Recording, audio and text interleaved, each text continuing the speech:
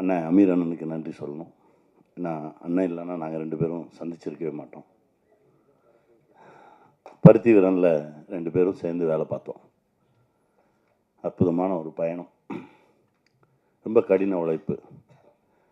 அவர்கிட்ட சாதாரணமானவெல்லாம் போய் வேலை பார்க்க முடியாது, கொஞ்சம் அசாதாரணமாக தான் அண்ணனோட பயணப்பட முடியும். நான் ரொம்ப அதாவது என்னென்னா, நீ எங்கேயும் போகக்கூடாது, என் கூடவே இருந்துருவார். நான் அவரோட ரூம்மேட் 6 மாதம். அவ்வளவு அழகான ஒரு பயணம், ஒரு 150 நாள் அந்த படம். என் குருநாதர் கே பாலச்சந்தர் சார் சொல்லுவார், நீ என்கிட்ட இருக்கும்போது ரொம்ப சாஃப்டாக இருந்த, அமீரோடு ட்ராவல் பண்ணிட்டு வந்ததுக்கப்புறம் கொஞ்சம் விகரஸ் ஆகிட்டார். உன்னுடைய சீன்ஸ் எல்லாமே கொஞ்சம் வன்முறையாக இருக்குது அப்படின்னு சொல்லுவார். அது உண்மை தான். நான் அண்ணனோட பயணப்பட்டு வந்த பிறகு தான் நாடோடிகள் வேறு மாதிரி உருமாறுச்சு. அண்ணனை பற்றி பேசினா பேசிகிட்டே இருப்போம். இப்போ கூட ஒரு பயங்கர காமெடி நடந்தது. என்னடா டைட்டிலுக்கு அர்த்தம் அப்படின்னாரு. ஏன்னா ரொம்ப நாள் முன்னாடி சொன்னான், திரும்ப கூப்பிட்டு கேட்போம் அப்படின்னோடனே வந்து சொன்னான், சொல்லு, யூ லிவ் ஒன்லி ஒன்ஸ். நான் அந்த எஸ்ஸை எடுத்துகிட்டு ஒன்லி ஒன் அப்படின்னு சொல்கிறானே, அப்படியெல்லாம் லீவ் பண்ண முடியுமானே அப்படின்னு கேட்டேன். அப்புறம் மேடையில் வந்து அப்புறம் தான் உண்மையான அர்த்தம் தெரிஞ்சுது. எப்பா நீ ஏதோ சொன்ன, அவன் வேறு ஏதோ சொல்கிறான், அவன் ஆமனை இப்போ மாற்றிட்டாங்க போட்டிருக்கு அப்படின்னு சொல்லி இப்போ சமாதானப்படுத்திடுச்சு. அது ஒரு பயணம். ஷாம் பற்றி சொல்லணும்னா, எனக்கு பருத்திவன் ஒர்க் பண்ணும்போது மூக்கில் இருந்து ரத்தம் வந்துடும், அவ்வளோ ஹீட்டு. இவர் கிண்டல் பண்ணுவார், நீ என்ன ஜெயபிரதா மாதிரி மூஞ்சில் மூக்கிலேருந்து ரத்தம் வந்துடுது அப்படின்னு இவர் கிண்டல் பண்ணுவார். ஷாம் வந்து என்கிட்ட சின்சியராக கேட்பேன், சார் இல்லை சார் என்ன பிரச்சனைன்றதை உடனே பார்க்கணும், போவோம் ஹாஸ்பிட்டல் போவோம் அப்படின்னு சொல்லி என்ன நிறைய நேரத்தில் என் பக்கத்தில் இருந்து பார்க்கும்போது தான் நானும் ஷாமும் ரொம்ப கிட்ட நெருங்கணும் உளவியல் ரீதியாக. அந்த பயணம் தான் அப்படியே தொடர்ந்து வந்தது. இவன் அண்ணன்ட்டேருந்து வந்துட்டான் அப்படின்னோடனே இவனை விட்டுறக்கூடாது, இவன் நம்மளோட கொஞ்சம் காலம் பயணப்படட்டும் அப்படின்னு சொல்லி கூட்டிகிட்டு நாடோடிகள்லேருந்து அப்படியே அந்த பயணம் ஆரம்பித்தது. எல்லா படைப்புகள்லையும் இருந்தோம். ஆனால் இவன் இந்த மேடை இவனுக்கு இது கொஞ்சம் லேட்டாக தான் கிடச்சிருக்குன்னு நான் சொல்லுவேன். ஏன்னா இவனுடைய திறனுக்கு எப்போவோ கிடச்சிருக்கணும். ஏன்னா எனக்கு நிறைய விஷயங்கள் தெரியாது, எனக்கு எல்லா விஷயத்தையும் கற்றுக் கொடுப்பான். நிறைய விஷயம் எனக்கு கற்றுக் கொடுத்துருக்கான் டெக்னிக்கலாக. நான் சொல்லுவேன், இல்லை அவன்கிட்ட கேளுங்க, அவன் சொல்லுவான் அப்படின்னு சொல்லி நிறைய இவங்ககிட்ட விட்டுட்டு போயிடுவேன்.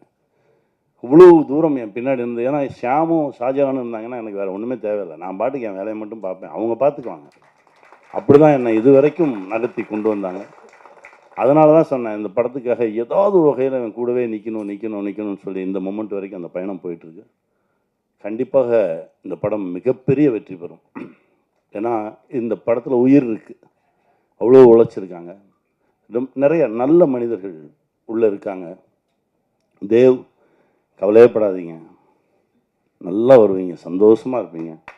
உங்களுக்கு உங்களுடைய கனவுகள் ஆசைகள் எல்லாமே நிறைவேறும். பக்கத்துலேயே இருந்து எங்கேயோ ஒரு சீட்டில் உட்காந்து பார்த்துட்டு தான் இருக்காங்க. ஏன்னா நான் சரவணன்ட்ட சொன்னேன், சரவணன் உங்கள் படம் பார்த்ததுக்கப்புறம் உங்களை பார்க்கணும்னு நினச்சேன், இன்றைக்கி தான் பார்க்க முடிஞ்சது. அதாவது நம் கண்ணுக்கு எதை காட்ட வேண்டும் என்பதை இறை தான் முடிவு பண்ணுது. நம் கண்ணுக்கு தெரியாமல் நிறைய பேர் இங்கே இருக்காங்க. நம் பார்க்குற மனிதர்கள் இல்லாமல் இன்னும் பல லட்சம் ஆத்மாக்கள் இதுக்குள்ளே இருக்குது அப்படின்றத நீங்கள் உணர்த்துனீங்க. அதையும் தான் தேவுக்கு சொல்கிறேன், இங்கே தான் இருக்காங்க அப்பா அம்மா மாமா எல்லாருமே, சந்தோஷமாக இருங்க, உங்களுடைய கனவுகள் மெய்ப்படும். வாழ்த்துக்கள். அப்புறம் தேவிகா, துணூண்டு பொடிசாக பார்த்தது இப்போ நல்லா வளர்ந்து அப்படி வந்து நிற்கிற, தமிழ் பேசுகிற, ரொம்ப சந்தோஷமாக இருக்குது. வாழ்த்துக்கள். இந்த திரைப்படத்தில் நடித்த அனைத்து கலைஞர்களுக்கும் என்னுடைய மனமார்ந்த வாழ்த்துக்கள். இந்த படம் மிகப்பெரிய வெற்றி பெறும், நான் இறைவன்கிட்ட பிரார்த்தனை பண்ணுறேன். நண்பன் மகேஷ், ஆரம்பிக்கும்போது ஒரு முகம் பார்த்தோம்ல, அந்த முகம் இன்னும் அழகாக இருக்குது. உங்கள் நம்பிக்கை தான் இந்த ஆர்ட் மேலேயும் இந்த படைப்பு மேலேயும் ஷியாம் மேலேயும் இந்த டெக்னிக்கல் டீம் எல்லார் மேலேயும் வச்சிருக்கக்கூடிய அந்த நம்பிக்கை உங்களை அடுத்த தளத்துக்கு எடுத்துகிட்டு போகும். மகேஷ், வாழ்த்துக்கள் வாழ்த்துக்கள். அப்புறம் ஆர்த்தி, கோகுல், உங்கள் 2 பேர்த்த பற்றி நிறையா சொன்னார். அதுவும் மனசார நிறைய விஷயங்கள் சொன்னான் ஷியாம். உங்களுடைய மனசுக்கே இது மிகப்பெரிய வெற்றி பெறும். வாழ்த்துக்கள் வாழ்த்துக்கள். வெல்வோம் வெல்வோம். நல்ல படைப்பு, நல்ல விஷயங்கள், நம்ம பார்க்குறது, ரசிக்கிறது, சிரிக்கிறது இதெல்லாம் தாண்டி சினிமாவில் வேற ஒன்று இருக்குது. என் குருநாதர் சொல்வார், உணர்வது அப்படின்னு சொல்லுவார். நாடோடிகள் படம் பார்க்கணும், உங்க கூட தான் பார்க்கணும் அப்படின்னு சொல்லி கூப்பிட்டு போய் உட்கார வச்சுருந்தோம். கம்பெனி லோகோ வரும்போதே கை தட்டினாங்க. அப்போ தான் இதுக்கே தட்டுறாங்க அப்படின்னு கேட்டார். தெரியல சார் தட்டுறாங்க அப்படின்னு. அப்போ தான் அவர் என்கிட்ட ஒரு விஷயம் சொன்னார். அதாவது எல்லோரும் முழு மனசோட ஒரு படைப்பில் வேலை பார்த்துருக்கோம் அப்படின்னா அது ஆடியன்ஸுக்கு சொல்ல தெரியாது, அவங்க உணர்வாங்க அப்படின்னாரு. அந்த உணர்தல் இந்த படத்தில் இருக்குது. நான் நம்புகிறேன் கண்டிப்பாக இந்த படம் மிகப்பெரிய வெற்றி பெறும். என் ஷாம் பெருசாக ஜெயிப்பான். வாழ்த்துக்கள். முதல்ல கோபியை பார்த்தது ஞாபகத்தில் இருக்குது. சிலோனில் வச்சு மேடையிலலாம் நல்லா பேசுகிற, சிரிக்க இந்த வசனத்தை சொல்ல மாட்டியா, சொல்லு அப்படின்ட்டாரு. கோபிக்கு அப்போ வாய் வர மாட்டேங்குது, நாக்கு உள்ளே போகுது. கண்ணெல்லாம் அப்படியே தொடச்சிட்டு இப்படியே இங்கே வா அப்படி தான் சொல்லுவார். வா ஒன்மோர் போகலாம் நம்மனா கரெக்டாக என்கிட்ட நல்லா நடித்து காட்டுவார். அங்கே போனவுடனே விட்டுருவார். திரும்ப என்ன கூட்டிகிட்டு வந்த, இங்கே வந்து இளவு கொட்டுறானே அப்படிம்பாரு. அப்புறம் அப்படியே அந்த பயணம் ஆரம்பிச்சு அதே டைரக்டர், எங்கள் டைரக்டர் சிரித்து அந்த படம் முடிச்சுட்டு நாங்கள் வரும்போது அவ்வளவு கொண்டாட்டமாக வந்தோம். திரைப்படம். வாழ்த்துக்கள் கோபி, உன் மனசுக்கு இன்னும் நிறைய களங்கள் கிடைக்கும், நீ விளையாடு. ஏன்னா இந்த படத்தை பற்றி எனக்கு ஒன்றுமே தெரியாது. எனக்கு ஆக்சுவலாக நான் வந்து நிறைய நிகழ்ச்சிகள் இருக்கிறதால நிறைய நிகழ்ச்சிகள் கூப்பிட்றதால எல்லாத்தையும் அவாய்ட் பண்ணுறதுக்கு ஏதாவது ஒரு காரணம் கேட்பேன். பெரும்பாலும் டைரக்ட் நம்ம யூனியன் இருக்க மாட்டாங்க இல்லையா, அதனால் நீ முதல்ல யூனியன் மெம்பரான்னு கேட்பேன். 90% இல்லைன்னா அங்கேயே ஃபில்டர் ஆகிடும். அதனால் நீ யூனியன் மெம்பரான்னு, ஆமாம் சார்ண்ணா. ஐயோ இப்போ நோ சொல்ல முடியாது. அப்புறம் மெதுவாக சார் அமீர் சாரும் கனி அண்ணன் வராங்க, கனி தான் உங்களுக்கு ரெஃபர் பண்ணாருன்னு. நான் நிறைய நாளாக அமீருக்கும் கனிக்கு ஃபோன் பண்ணிட்டே இருக்கேன் அவரை சந்திக்கணும்னு. சரி இந்த மேடையிலையாவது சந்திப்போம் தான், அதுக்கு வர்றதுக்கு சரி அடுத்து வரலாமே அப்படின்னு நினச்சேன். அப்புறம் அடுத்த போட்டான், சார் நான் உங்கள் ஜூனியர் சார் அப்படின்னா. உடனே வந்தே தீரணும் அப்படின்னு.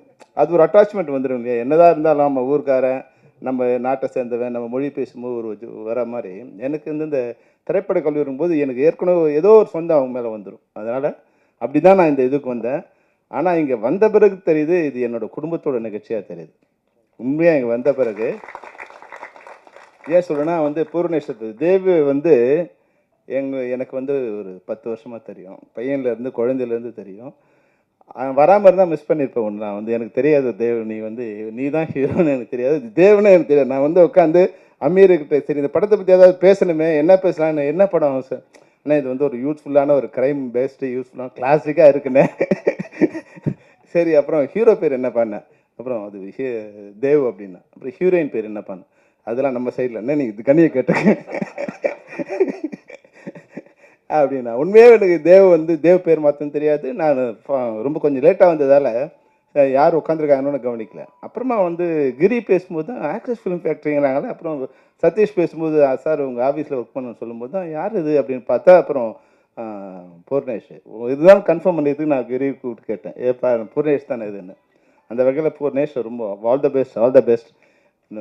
ஏன்னா அவங்க மாமா உலகத்தின் மிகச்சிறந்த மனிதர்களில் அவர் ஒருத்தர். அவங்க மாமா உலகத்தில் ஒருத்தருக்கு தீமையே தெரியாது, செஞ்சால் நன்மை தான் செய்வார் அப்படின்னா அது அந்த மனிதர் டெல்லி பாபு. மிகச்சிறந்த இயக்குநர்களை, மிகச்சிறந்த படைப்புகளை உருவாக்கிய மிகச்சிறந்த தயாரிப்பாளர். காலம் அவர்கிட்ட நம்ம பிரித்தா கூட அவர் அவரோட மெயினான அவரோட ஆம்பிஷன் பூர்ணேஷனை ஒரு பெரிய ஹீரோ ஆக்கணுங்கிறது தான் நிறைய தடவை என்கிட்ட சொல்லியிருக்காரு. அவர் மகன் தான் சொல்லுவார், மாமான்னு சொன்னார். எனக்கு தெரியாது, நான் ரொம்ப நாளாக அவரோட சன் தான் நினச்சிட்டு இருந்தேன். அவரோட அக்கா பையன் அவர் அடாப்ட் பண்ணியிருக்காரு. என்னோட பையன் தான் என்கிட்ட நிறைய இது சொல்லுனார். அதனால் அவர் எங்கே இருந்தாலும் பூர்ணேஷ் அவரோட ஆசை அவனுக்கு எப்பவுமே கிடச்சிட்டே இருக்கும். அதனால் நிச்சயமாக இந்த படம் மிகப்பெரிய வெற்றி அடையும். அவருடைய ஆசையால் இந்த படம் வெற்றி அடையும். இன்னொரு விஷயம் இங்கே வந்த பிறகு தெரிஞ்சது, கணேஷ் பேசும்போது சொன்னார் இல்லையா, ஒரு உணர்வு ஆடியன்ஸுக்கு அது போய் ரீச் ஆகிடும்னு. அது ஒரு ஒரு படம், அந்த படத்தில் கென்னடியை கில் பண்ணணும். கில் பண்ணுறதுக்கு முன்னாடி என்ன அது யார் சம்மந்தப்பட்டாங்கன்னு அது இருக்காது. அப்போ முன்னாடி FBI ஒரு மீட்டிங் போடுவாங்க, எல்லோரும் உட்காருவாங்க, ஒருத்தர் பார்ப்பாங்க, நோ டைலாக், திரும்பி போயிடுவாங்க, எல்லாம் எழுந்து போயிடுவாங்க. அடுத்தது அந்த மர்டர் நடக்கும். அப்போ நம்ம ஒரு வகையில் ஃபீல் பண்ணுவோம், FBIக்கு இதில் ஏதோ ஒரு இருக்குது, கனெக்ஷன் இருக்குதுன்னு நம்ம ஃபீல் பண்ணிவிடுவோம். எந்த வார்த்தைகளும் இல்லை. அதான் அந்த உணர்வு வந்து வார்த்தைகளால் விவரிக்க முடியாத ஒன்று சைலன்ஸ் வந்து காமிச்சிடும். அது மாதிரி இந்த மேடையில் வந்த பிறகு நான் நிறைய நூற்றுக்கணக்கான இசை விழாக்கள் நான் கலந்துக்கிட்டு இருக்கேன். ஆனால் ஒரு சில விழாக்களில் தான் அந்த யூனிட் அப்படியே மேடையில் உட்காந்துருக்கும். இங்கே பார்த்தா அந்த யூனிட் டோட்டலாக உட்காந்துருக்காங்க. டைரக்டர்லேருந்து, ப்ரொடியூசர்லேருந்து, ஆர்டிஸ்ட்லேருந்து. அந்த மாதிரி படங்கள் எல்லாமே வெற்றி அடைஞ்சிருக்கு. நான் லப்பர் பந்துலேருந்து எப்போ ஒரு யூனிட் வந்து தயாரிப்பாளர் முதல் கேமராமேன்லேருந்து, மியூசிக் டைரக்டர்லேருந்து, ஹீரோலேருந்து, கடைசியாக செகண்ட் லீட்லேருந்து, பழைய செகண்ட் லீட்லேருந்து இங்கே வந்து உட்காடுறாங்களோ, அப்போ அது ஒரு எல்லாருமே ஒன்றா டெடிக்கேட்டாக ஒர்க் பண்ணியிருப்பாங்க. ஒரு காம்பினேஷன் ரொம்ப நல்லா இருந்திருக்கும். அதனால் இவங்களோட கூட்டு முயற்சி ப்ளஸ் ஒற்றுமை, படம் முடியும் போது கூட தயாரிப்பாளர் சிரித்த முகத்தோடு இருக்காருன்னா அந்த படம் வெற்றி இருக்குது அப்படின்னு தான் அர்த்தம். அது மட்டும் இல்லாமல் அவர் சொன்னார் வந்து ஜித்து பேசும்போது சொன்னார், சார் நான் அங்கே இருந்தேன்னு. அங்கே இருக்கும்போது எத்தனை பேரை நீங்கள் கலாய்ச்சிருப்பீங்க, எத்தனை படத்தை மேலே ஒரு டேக் லைன் போட்டு கீழே உள்ளே எழுதியிருப்பீங்க இல்லையா? அதுக்குண்டான மெட்டீரியல் கொடுத்துருவில்ல நீ. அப்போ இப்போ எப்படி இருக்கு உனக்கு? பயந்துட்டே இருக்க இல்லையா? இவனுக்கு ஏதாவது எழுதி விட்டுருவாங்களான்னு பயந்துட்டே இருக்கேன் இல்லையா? அது மாதிரி நம்ம பத்திரிகை நண்பர்கள்லாம் ஒரு சின்ன ஒரு வேண்டுகோள் என்னன்னா, நாளைக்கு நீங்களும் இந்த மேடையில் வரலாம், நீங்களும் ஒரு நடிகனாக இருக்கலாம். அதனால ஃபியூச்சரில் வரப்போறீங்கன்னு நினச்சி இப்போ இருக்கிறவங்கள நீங்கள் வந்து பாராட்டி எழுதுனுங்கிறது தான் நான் அவங்களுக்கு கொடுக்குற வேண்டுகோள்.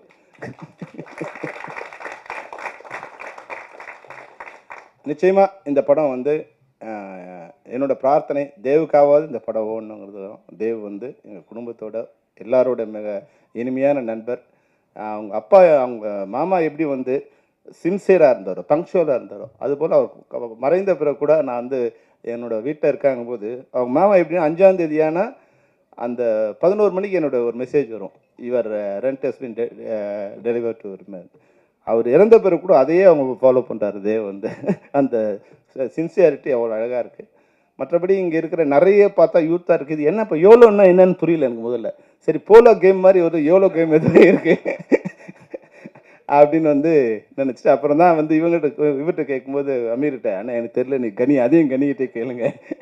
அப்போ தான் கணி சொன்னார், யூ லிவ் ஒன்லி ஒன்ஸ் அப்படின்னு. நிச்சயமாக வந்து வாழ்க்கை வந்து லைஃப் இஸ் பியூட்டிஃபுல். நீ அந்த படம் பார்த்தாவே லைஃபே பியூட்டிஃபுல் தான். அது நம்ம எப்படி எடுத்துக்கிறோங்கிற விஷயம் தான் வாழ்க்கை. அது மாதிரி இந்த படத்தில் வந்து இவ்வளோ யூத்தாக இருக்காங்க. எல்லாருமே வந்து சின்ன சின்ன கேரக்டர். நான் கதை சொல்லும்போது கன்வின்ஸ் பண்ணுறது எல்லாரும் செகண்ட் லீடு தான் சொல்லும். நீ வந்து எல்லாரும் செகண்ட் லீடு தான். ஆனால் ஒரு ஃப்ரேமில் வந்தால் கூட நீங்கள் அந்த ஃப்ரேமில் கூடயே நீங்கள் அந்த இதை கொடுத்துட்டீங்கன்னா ஆட்டோமேட்டிக்காக வந்து அடுத்த இதில் வந்து உங்களுக்கு இனம் கண்டுபிடிச்சிடுவாங்க. இப்போ நமக்கு இருக்கிற மிகப்பெரிய சின்ன படங்களுக்கு பெரிய விஷயமே இப்போ என்னென்னா தியேட்டர்ஸில் கிடைக்கிறது தான் உங்களுக்கு பெரிய கஷ்டமாக, இப்போ சிரமமாக இருக்கிறது என்னென்னா எல்லா படங்களையுமே வந்து மொத்த ஸ்க்ரீன்ஸ் அவங்களே ஆக்கிரமிச்சுக்கிறதால வந்து தியேட்டர்ஸ் கிடைக்கிறது தான் கஷ்டமாக இருக்குது. உங்களுக்கு வந்து டிஸ்ட்ரிபியூட்டர் கிடச்சிருக்காரு, நல்ல டிஸ்ட்ரிபியூட்டர் கிடச்சி ஏற்கனவே மீட் பண்ணியிருக்கோம் இல்லை ஒரு மேடையில் இப்போ மீட் பண்ணியிருக்கோம். அதனால் வந்து வேறு மாதிரி எனக்கு கோகுலுக்கு தெரியும். அவர் வந்து இப்போ டிஸ்ட்ரிபியூஷன் எடுத்திருக்காரு. அவர் வந்து கொட்டை போட்டவன் சொல்லும் மாதிரி அப்போ சினிமாவில் கொட்டை போட்டவன் அவர் வந்து உங்கள் படத்தை பார்த்து படத்தை சூஸ் பண்ணியிருக்காருன்னா நிச்சயமாக இந்த படம் நல்லாயிருக்கும். நீங்கள் அதுக்காக கவலைப்பட வேண்டிய அவசியம் இல்லை. ஏன்னா இப்போ கேப்டன் பிரபாகரன் வந்து படம் ரிலீஸ் பண்ணும்போது கூட எங்களுக்கு வந்து ஒரு ஸ்க்ரீன் தான் கொடுத்தாங்க. ஃபஸ்ட்டு ஒரு ஷோ தான் கொடுத்தாங்க. நிறைய தேட்டர்ஸ் போட்டாங்களே தவிர அந்த தேட்டர் ஷோ இருக்கா இல்லையான்னு கூட எனக்கு தெரியாது. அதுவும் எத்தனை மணிக்கு ஷோனா 9 o'clock ஷோ கொடுத்தாங்க. 9 o'clock ஷோ நானே போய் படம் பார்க்கறதுக்கு கஷ்டமாக இருக்குது. எப்படி வந்து ஃபோன் பண்ணிகிட்டே இருக்காங்க. நான் எழுந்து சொன்னார் இல்லையா வந்து காலங்காத்தால் 9:30 மணிக்குன்னு. அதனால் நான் மிட் நைட் 6 மணிக்கு எழுத வேண்டியதான். எழுந்தே போய் படம் பார்க்குறது. அப்போ நம்மளே போய் நம்ம படத்தை பார்க்கறதுக்கு 9 மணிக்கு போகிறது கஷ்டமாக இருந்தால் இது மாதிரி சின்ன படங்களுக்கு 9 மணிக்கு கொடுத்தாங்கன்னா நல்ல வேலையாக வந்து ஆடியன்ஸ் இது பண்ணதால் அடுத்து வந்து 2 ஷோனாங்க 4 ஷோனாங்க ஏறக்குறைய 1000 ஷோ இன்க்ரீஸ் பண்ணிட்டாங்க. ஆனால் இந்த படங்களுக்கு கொடுக்கும்போது நீங்கள் கோகுல் நீங்கள் திரையரங்கத்தை எடுக்கும்போது ஒரு ஷோவாக இருந்தால் கூட அது 6 o'clock அப்படிங்கிற மாதிரி ஷோவாக இருந்ததுன்னா 6 o'clock 7 o'clock ஷோவாக இருந்ததுன்னா மெயின் ஆடியன்ஸ் அந்த யூத் வர்றதுக்கு உண்டான ஒரு சான்ஸ் கிடைக்கும். அவங்க வந்து இப்போ என்ன பத்திரிகைகள் எழுதினாலும் அது 50% தான். உள்ளே வர்றவங்களோட ஆடியன்ஸோட ரெஸ்பான்ஸ் இருக்குங்களா, அது ஆட்டோமேட்டிக்காக வந்து நீங்கள் அடுத்த ஷோவுக்கு அது இன்க்ரீஸ் பண்ணிடுது. அதனால் உங்களுடைய ஸ்க்ரீனை பார்க்கும்போது உங்களுடைய எவ்வளோ வந்து நீங்கள் எத்தனை ஷோ கிடைச்சாலும் பரவாயில்ல, ஒரு நல்ல தியேட்டர்ஸில் நல்ல இதுவாக பண்ணும்போது அந்த ஆடியன்ஸ் வெளியே வரும்போது இப்போ எல்லாம் எப்படி சிரித்தாங்களோ அது மாதிரி மக்கள் சிரிப்பாங்க. அந்த சிரிப்பு தயாரிப்பாளரும் சிரிப்பார், டிஸ்ட்ரிபியூட்டரும் சிரிப்பார், நீங்களும் சிரிப்பீங்க மிகச்சிறந்த. ஏன்னா உங்களோட ஒர்க்கை பற்றி கனி சொல்லிகிட்டே இருந்தார். நீங்கள் டெக்னிக்கலாகவும், ஏன்னா டிஎஃப்டியாக இருக்கிறதால உங்களுக்கு டெக்னிக்கல் ஒன்று சொல்ல வேண்டிய அவசியம் இல்லை. அது சரியான இயக்குனர்கிட்ட நீங்கள் வந்து அமீர் மாதிரி ஒரு ஆள்கிட்ட ஒர்க் பண்ணி வெளியே வந்திருக்கீங்கன்னாவே போதும், நீங்கள் 100 பேர்கிட்ட ஒர்க் பண்ண மாதிரி தான். அமீரோட நண்பராக இருக்கிறது வந்து ரொம்ப ஈஸி, அமீரோட அசிஸ்டண்டாக இருக்கிறது வந்து ஒரு டார்ச்சர். ஏன்னா நானும் அது மாதிரி ஒரு டைரக்டர் ஒர்க் பண்ண இல்லையா, அது எதுவுமே ரெடி இல்லாமல் போவாங்க, எல்லாமே அங்கே வேணும்னுவாங்க. அடுத்த நாள் எதுவுமே அங்கே நமக்கு தெரியவே தெரியாது, கண்ணை கட்டி காட்டில் விட்ட மாதிரி வந்து அங்கே வந்து அவங்க வந்தாங்களா இவங்க வந்தாங்களாம் கேட்டால், அப்போ நாங்கள் பயந்து என்ன பண்ணுவோம், எல்லாத்தையும் ரெடி பண்ணி வச்சுருவோம். எப்போ கேட்பாங்கன்னா, நீ ஷார்ட்ல வந்து கட்டி 100 ஆட்டுகள் எங்கே பண்ணுறது, அந்த பயத்தில் நம்ம என்ன பண்ணுவோம், எல்லாத்தையும் ரெடி பண்ணி வைப்போம். அப்போ ப்ரொடியூசர் வருவார், யோ இதெல்லாம் எதுக்கே பண்ணீங்கன்னு. அப்போ டைரக்டர் போட்டு விடுவார், ஏய் இதெல்லாம் நான் சொல்லவே இல்லையே.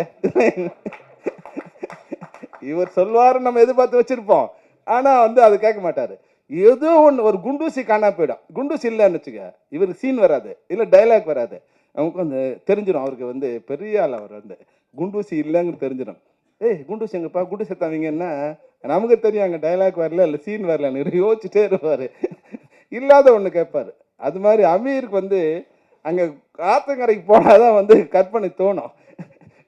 அது அவர்கிட்ட ஒர்க் பண்ணுறது, ஏன்னா நான் பழக்கும்போது தெரிஞ்சுக்கிட்டேன், படம் பார்க்கும்போதே தெரியுது வந்து எப்படி எடுத்திருப்பாங்க இந்த படம்னு. ஆனால் கூட அந்த டார்ச்சர்லாம் யாரும் விரும்பி பண்ணுறதில்ல.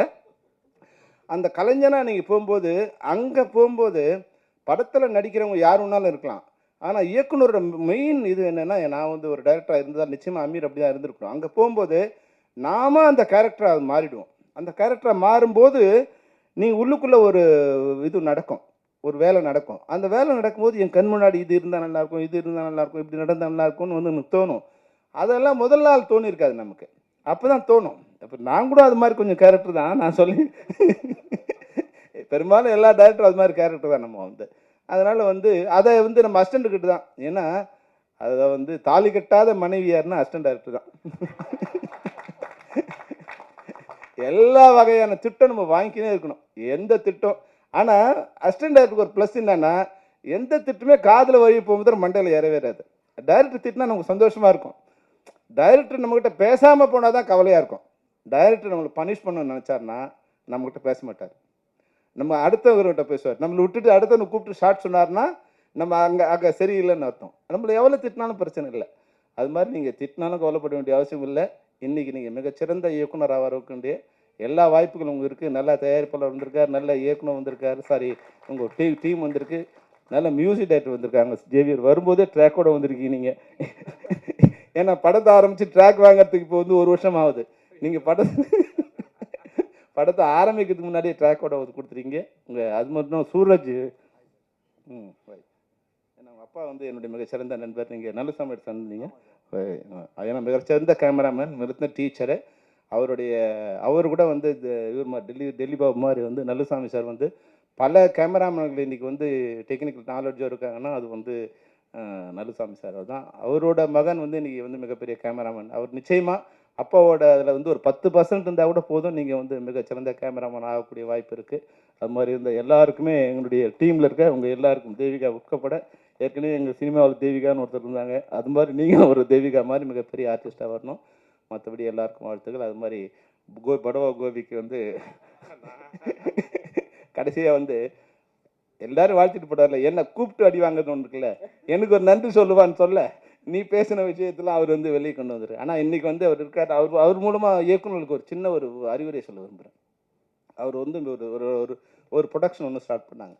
உண்மையாக அந்த ப்ரொடக்ஷன் வந்து ரொம்ப பியூட்டிஃபுல் ப்ரொடக்ஷன்.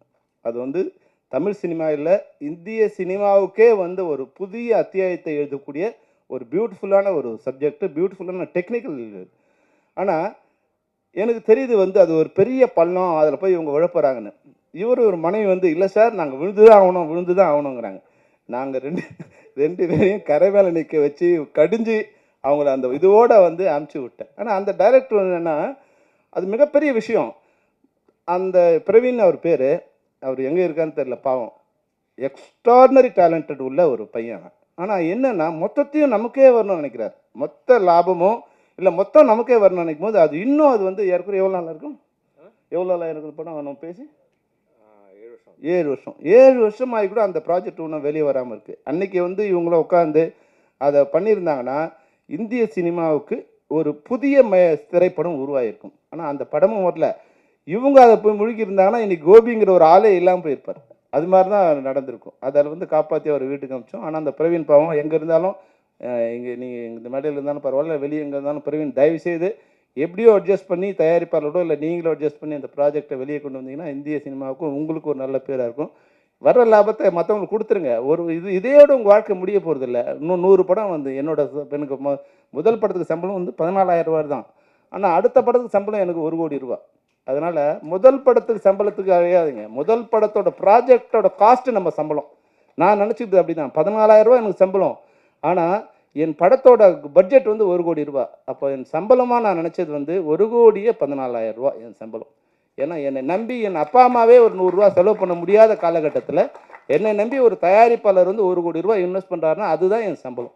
அப்படி தான் இன்றைக்கி இருக்கிற இயக்குநர்கள் நீங்கள் நினச்சாதான் அடுத்து 1 கோடி ரூபா சம்பளத்தை ரைட் அண்ட் ராயலாக வாங்கக்கூடிய, அன்னைக்கு 1 கோடி ரூபா இன்றைக்கி நீங்கள் பல கோடி வாங்கலாம். அந்த சம்பளத்தை வாங்கக்கூடிய ரைட் அண்ட் ராயலாக வாங்கக்கூடிய நிலைக்கு நீங்கள் அடைய முடியும்.